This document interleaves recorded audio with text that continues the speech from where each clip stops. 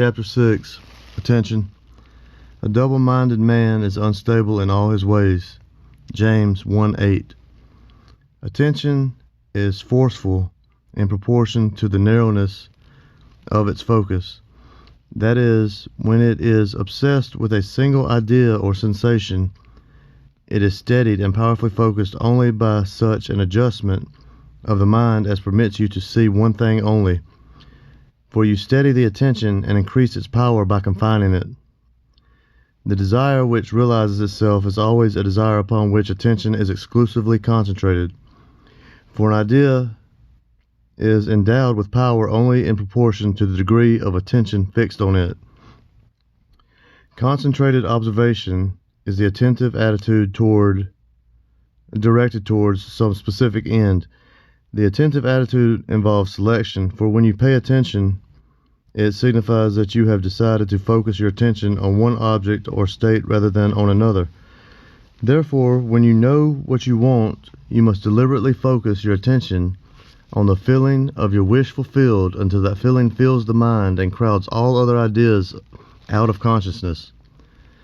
The power of attention is the measure of your inner force. Concentrated observation of one thing shuts out other things and causes them to disappear. The great secret of success is to focus the attention on the feeling of the wish fulfilled without permitting any distraction. All progress depends upon an increase of attention. The ideas which impel you to action are those which dominate the consciousness, those which possess the attention.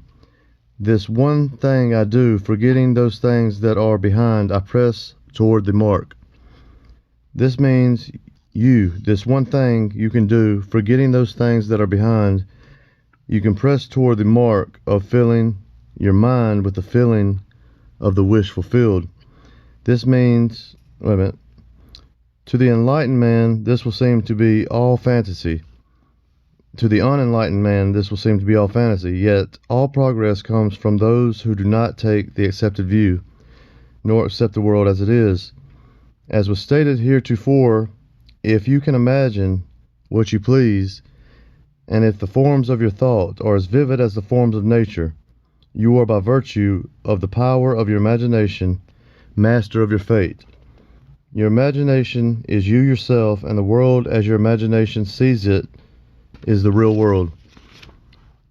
When you set out to master the movements of attention, which must be done if you would successfully alter the course of observed events, it is then you realize how little control you exercise over your imagination and how much it is dominated by sensory impressions and by drifting on the tides of idle moods.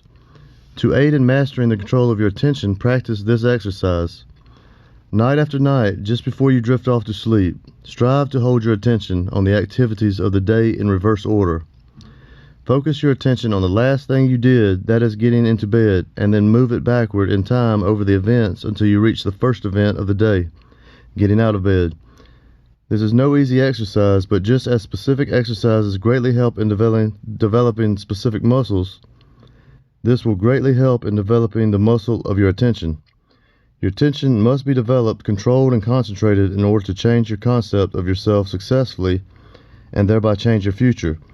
Imagination is able to do anything, but only according to the internal direction of your attention.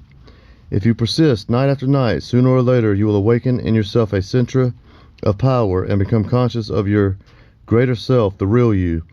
Attention is developed by repeated exercise or habit. Through habit, an action becomes easier, and so in course of time gives rise to a facility or faculty which can then be put to higher uses.